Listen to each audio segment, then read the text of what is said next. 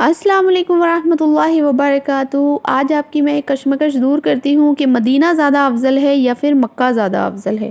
میں بھی اس کشمکش میں رہتی تھی کہ مدینہ زیادہ افضل ہے کہ مکہ زیادہ افضل ہے، کیونکہ مکہ میں اللہ تبارک تعالیٰ کا گھر ہے اور مدینے میں پیارے آقا صلی اللہ تعالیٰ علیہ وسلم کا روضہ مبارک ہے۔ تو افضل کیا ہے؟ آئیے حدیث سے میں آپ کو بتاتی ہوں کیا افضل ہے۔ مدینہ طیبہ میں ایک نماز 50,000 نماز کا ثواب رکھتی ہے۔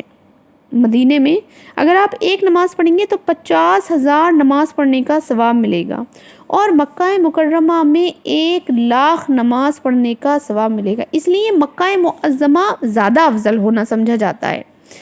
لیکن ارشاد کیا ہے اس کے متعلق؟ ارشاد یہ ہے کہ مکہ مکرمہ میں جس طرح ایک نیکی 1,00,000 نیکی کے برابر ہے، ایک گناہ 1,00,000 کے برابر ہے، اور مکہ شریف میں گناہ کے ارادے پر بھی گرفت ہے جس طرح نیکی کے ارادے پر ثواب ہے، لیکن مدینہ طیبہ میں نیکی کے ارادے پر ثواب اور گناہ کے ارادے پر کچھ بھی نہیں ہے، اور گناہ کرے تو ایک گناہ ہی ہے، یعنی ایک گناہ ہے، اور نیکی کرے تو 50,000 نیکیاں لکھی جائیں گی۔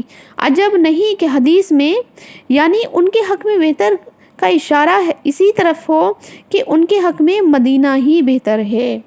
اگر آپ کو یہ حکایت، یہ حدیث میری سمجھ آئی ہو تو مجھے بتائیے گا، نہیں سمجھ آئی ہے تو بھی مجھے بتائیے گا، میں حدیث کا حوالہ دوں گی۔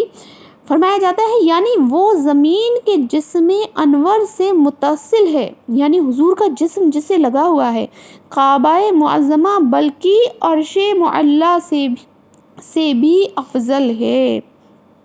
اب ہم سمجھ سکتے ہیں کہ مدینے کا مرتبہ کیوں بڑا ہے، کیونکہ وہاں پیارے آقا صلی اللہ تعالیٰ علیہ وسلم کی قبر مبارک ہے، اس لیے مدینے کا مرتبہ اتنا زیادہ بڑا ہے۔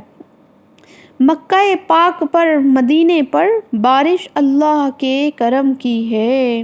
صلی اللہ تعالیٰ علی محمد و صلی اللہ تعالیٰ علیہ وآلہ وسلم۔ اللہ تبارک تعالیٰ ہمیں مکے اور مدینے دونوں کی حاضری نصیب فرمائے۔ وقت قریب تر قریب ہوتا چلا جا رہا ہے، حاجیوں کے قافلے جا رہے ہیں، اللہ ہمیں بھی اپنے گھر کا حاجی اور حجن بنائے، آمین بجاہ النبی الامین۔ دعائے خیر میں یاد رکھیے گا۔ السلام علیکم ورحمۃ اللہ وبرکاتہ۔